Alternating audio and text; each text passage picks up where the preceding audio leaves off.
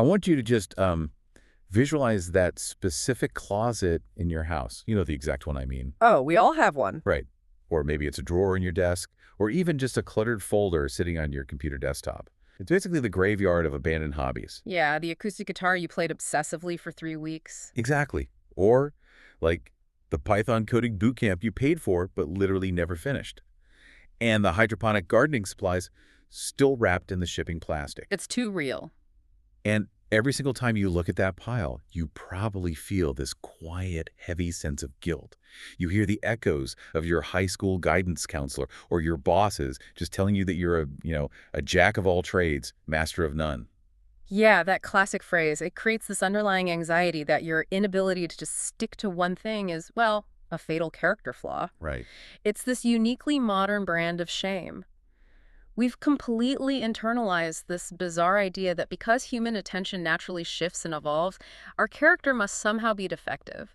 We equate shifting passions with a lack of discipline. But what if that entire narrative is just a lie? What if you aren't broken or unfocused or lazy? You are simply operating on an entirely different cognitive frequency than the one our industrial society has spent the last 2 centuries trying to force you into. That is exactly the shift we need to make. And that is our mission for today's deep dive.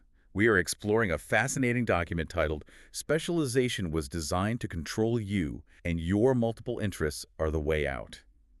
We're going to uncover the hidden historical machinery that demands we all pick a lane. And crucially, we'll get into the neuroscience of why refusing to do so is actually your greatest competitive advantage moving into the future. Okay, let's unpack this, because to really dissect where this pervasive guilt originates, we have to examine the two radically different blueprints for success that our culture presents. Right. We can categorize them as person A and person B.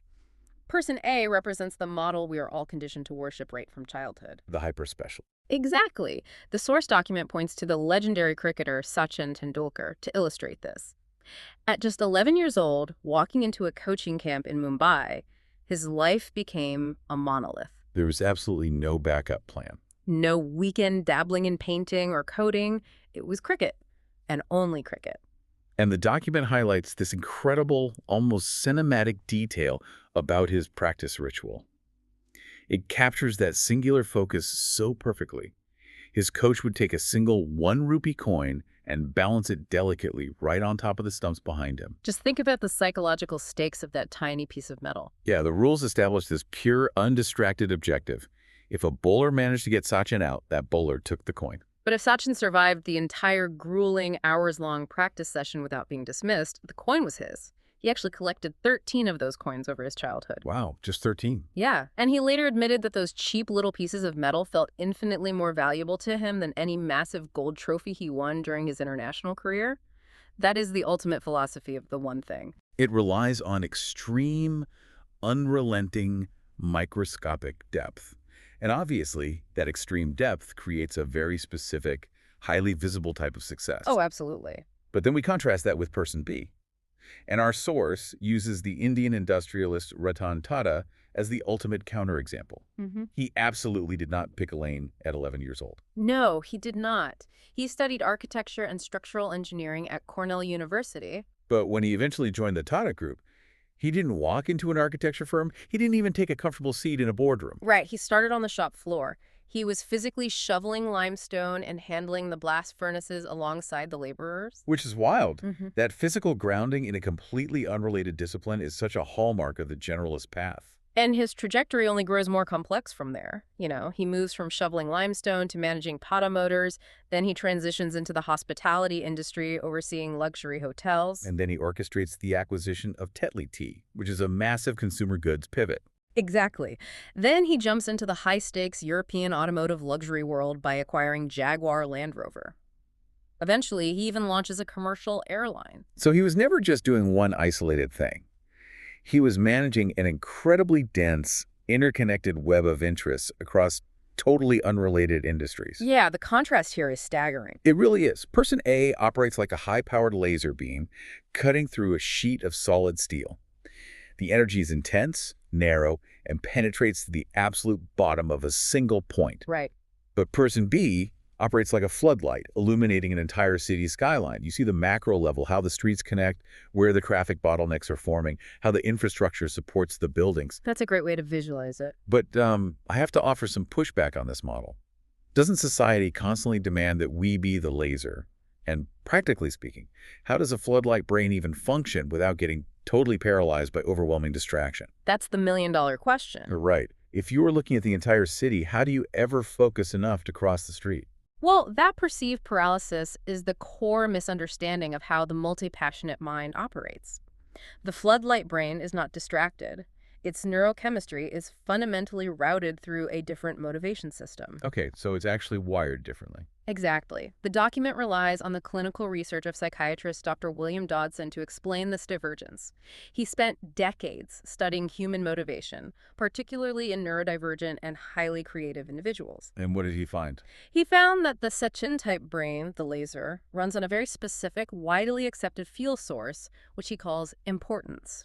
So importance in this clinical sense means like external validation or structural demands. Precisely that. Importance means looming expectations, a massive final exam, a high-stakes championship match, or a manager demanding a quarterly report by Friday. Got it, the external pressure. Right. If society, a boss, or an institution deems a task important, the laser brain's dopamine system locks in. It provides the necessary chemical reward to keep that person focused until the job is complete, regardless of whether the task itself is inherently interesting. Which means the floodlight brain simply does not possess the receptors for that specific type of external importance. No, it doesn't. Traditional importance probably just induces anxiety or utter boredom for them. That makes so much sense. Yeah. Instead of external importance, the generalist brain is ignited by a highly specific set of internal switches. The document categorizes these internal triggers using the acronym PINCH. PINCH. Right. But rather than just looking at the letters, we need to understand them as an internal operating system. The first trigger is passion. This isn't just casual enjoyment, it is an internal energy source. So you dive into a subject not because someone assigned it to you, but because your brain literally cannot stop processing the concept. Exactly. It's a self-sustaining loop of engagement. And that leads directly into interest, which feels related but distinct. It is. When a floodlight brain encounters a genuinely complex puzzle, even if they have no prior passion for the field, their cognitive switchboard just lights up. The brain engages purely because the mechanics of the problem itself are fascinating. Right, they just have to figure out how it works. But the next trigger is where I think this brain type runs into serious public relations issues. Novelty. Oh, yeah. The shiny new toy syndrome. Exactly. This is that electric dopamine-drenched rush you get during the first week of learning the guitar or mapping out a new startup idea. The document explicitly notes that when this novelty fades, the engagement often plummets right along with it. It's a steep drop-off. Wait, isn't that drop-off exactly why generalists get labeled as lazy? How do we mathematically or psychologically defend a brain type that seems literally programmed to quit the moment the shiny newness wears off? This raises an important question. Is quitting actually a fundamental flaw, or have we merely been conditioned by a very specific economic system to view it as one? Oh, that's a good point. Before we dismantle that conditioning, we have to look at the final two gears of the generalist brain that compensate for that fading novelty. Okay, the C and the H in PNCH. Right. The breath brain requires challenge. It actively rejects tasks that are too simple. It needs to feel cognitive friction. It needs to work against something difficult to stay stimulated. That makes me think of a manual transmission in a sports car. The specialist brain is an automatic transmission. It smoothly accelerates down the highway of importance without thinking about it. Yes. But the generalist brain is a manual. It absolutely requires the friction of the clutch, that challenge and novelty, to physically shift gears and generate momentum. Without that friction, the engine just stalls out. That is a brilliant way to conceptualize the dopamine regulation happening here. And the final element of PNCH is the ultimate clutch mechanism, urgency. Urgency, with an H. Right. Not urgency in the sense of a calendar reminder, but a hyper-internalized, sudden, now or never state. It's a physiological trigger that initiates an 11th hour wave of hyper-productivity. So you have this engine fueled by passion, interest, novelty, challenge, and urgency. Exactly. And when those elements align, the breath brain can master complex systems at terrifying speeds. Okay, but to address your point about the novelty drop-off and the stigma of quitting, You're saying the instinct to move on isn't the flaw. No, the flaw is the 250-year-old industrial framework that is judging you for moving on. This historical pivot in the document completely reframed my understanding of work. If these two brain types, the laser and the floodlight, are both naturally occurring and both evolutionarily useful, why is the floodlight brain so heavily penalized? It's all about industrial history. Why is the guilt of moving on so deeply ingrained in our culture? To trace the origin of that guilt, the source takes us back to the year 1776 to the work of the Scottish philosopher Adam Smith. Okay, so the wealth of nations. Yes. In his foundational economic text, Smith detailed an observation he made inside a rudimentary pin factory. That single observation quietly re-engineered the psychological landscape of the modern world. A pin factory. Yeah. He watched the traditional method of how pins were manufactured. If one artisan attempted to make a pin from start to finish, meaning they drew out the raw wire, straightened it, cut it to length, ground the tip to a sharp point, flattened the top to attach the head, polished it, and packaged it, that one person, working at maximum physical capacity, might produce 20 pins in an entire day. 20 pins for a full day of exhausting, multidisciplinary labor. It's not a lot. But Smith observed a radical new approach. The factory owner broke that holistic process down into 18 distinct, hyper-specialized microtasks. Separating out every tiny action. Exactly. Suddenly you have one worker whose entire waking existence is solely dedicated to pulling wire. Another worker only cuts the wire. Another only grinds the points. And the output metrics completely detonate. The document notes that by simply rearranging human effort into these narrow lanes, a team of 10 workers was no longer producing 200 pins a day. They were churning out 48,000 pins a day. Yeah. It is an incomprehensible 240 times increase in productivity. Adam Smith quantified this as the division of labor. From a purely mathematical and capitalist perspective, it was a total miracle. It generated unimaginable wealth, but the psychological dark side was catastrophic. Right. It required stripping away the intrinsic motivation of seeing a project from conception to completion. Exactly. It required taking multifaceted, naturally curious human beings and reducing them to reliable, predictable, single-function cogs in a larger machine. So we basically took a hyper-efficient organizational strategy meant for manufacturing sharp little metal sticks, and we aggressively applied it to human psychology. We did. It is brilliant for a factory owner's spreadsheet, but it is absolute devastation for the human soul. You completely lose the pride of craftsmanship. Yeah. But the tragedy the document points out is that this logic did not remain contained within the walls of the factory. No, it spread everywhere. Here's where it gets really interesting. Making cogs makes perfect sense if you are producing physical goods. But how did the logic of the pin factory manage to infect the trajectory of our entire lives? That's the real issue. How did it become the default expectation that we must be the metaphorical wire puller for 50 consecutive years? Well, the pin factory logic migrated out of the industrial sector and directly into the foundation of public education. Oh, wow. Yeah. The document pinpoints a very specific historical catalyst for this. In 1806, the Prussian state suffered a humiliating, catastrophic military defeat by Napoleon's army. So Prussia gets beat and they look inward. Right. The Prussian leadership analyzed the loss and concluded they didn't have a problem with their weaponry. They had a problem with independent thought. Interesting. They lacked discipline and unified obedience. So, to ensure this never happened again, they completely overhauled their national education system. I'm guessing they certainly were not looking to cultivate a generation of floodlight brains navigating their own passions. The exact opposite. They explicitly did not want creative thinkers, multidisciplinary innovators, or people who questioned authority. They needed cogs. Exactly. They needed obedient, punctual, highly disciplined citizens who could execute specific instructions without friction. They designed a school system architecture to manufacture this specific psychological profile. Which is literally the exact blueprint of the modern classroom. Students sitting in perfectly neat rows, learning to respond reflexively to the ringing of a bell, moving rigidly from isolated subject to isolated subject. Yep, it's all there. And being heavily pressured to specialize, like to pick a college major, to pick a lifelong trade before their prefrontal cortex is even fully developed. It's crazy when you think about it. The document argues that our entire educational foundation is essentially a 200-year-old relic designed to produce compliant factory workers, not to maximize dynamic human potential. And it becomes incredibly glaring when you contrast the Prussian model with how advanced education functioned before the Industrial Revolution. Right, because there were other ways of learning. Exactly. The source highlights the ancient Gurukul system of India as the ultimate countermodel.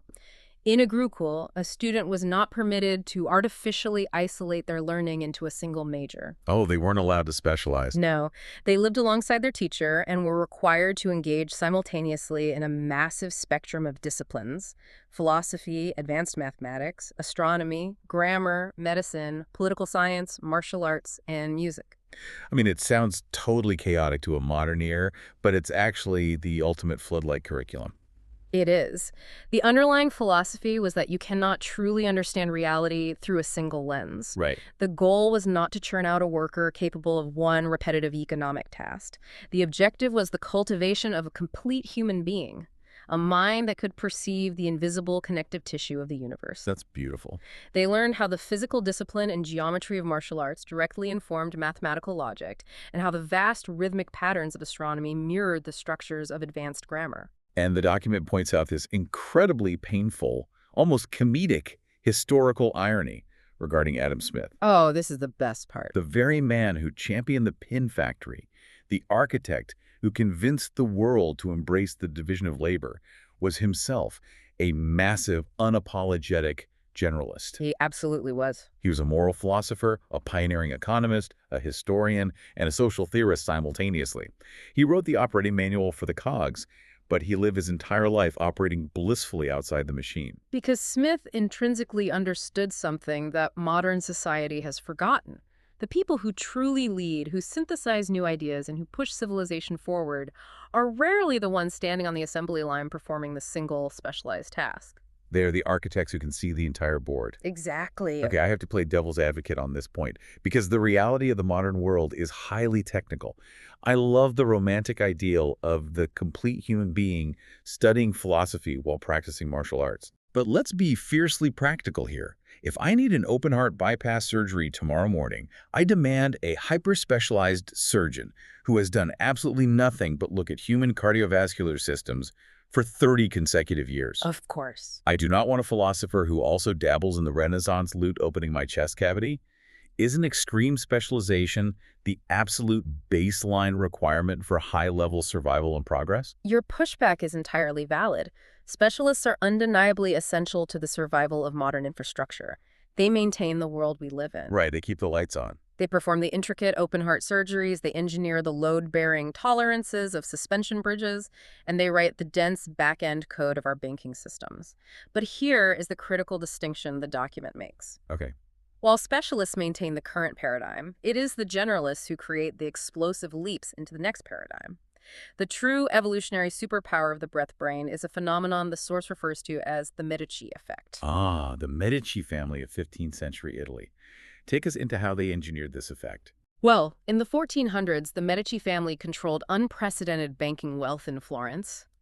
But rather than simply hiring legions of specialized bankers to optimize their ledgers, they used that wealth to fund a wildly diverse ecosystem of creators. Right, they basically patronized the Renaissance. Exactly. They brought together painters, sculptors, structural architects, rogue scientists, poets, and philosophers. But the genius was not just in funding them. The Medicis forced them into close, continuous proximity. They hosted these lavish, chaotic dinners, right? Yeah. Where a sculptor working in marble would be seated next to an abstract mathematician. Yes. And the cognitive friction of those dinners literally sparks the Renaissance.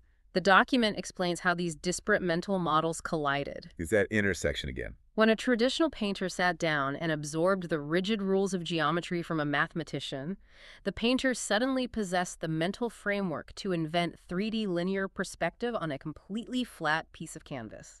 They understood vanishing points.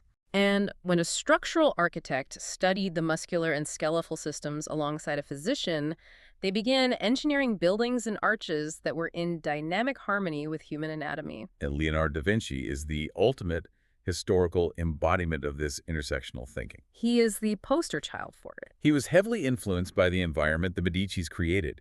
He refused to accept that engineering, human anatomy, fluid dynamics, and painting were separate domains. He saw them all as one big puzzle. Right. He dissected corpses to understand human musculature, used that anatomy to understand mechanical physics, applied that physics to invent terrifying war machines, and synthesized all of it to paint the subtle, biologically perfect smile of the Mona Lisa.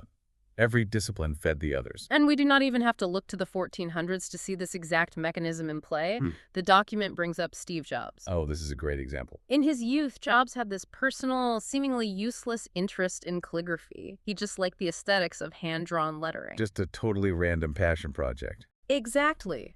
But years later, when he applied that obscure calligraphy knowledge to the rigid, highly specialized engineering of early computer interfaces, he completely revolutionized modern typography. He gave us the beautiful, proportionally spaced fonts that we literally take for granted on every digital screen today. If we connect this to the bigger picture, every major paradigm shift in human history happens not at the dead, heavily guarded center of a specialized field, but at the messy intersection where two completely unrelated fields crash into one another.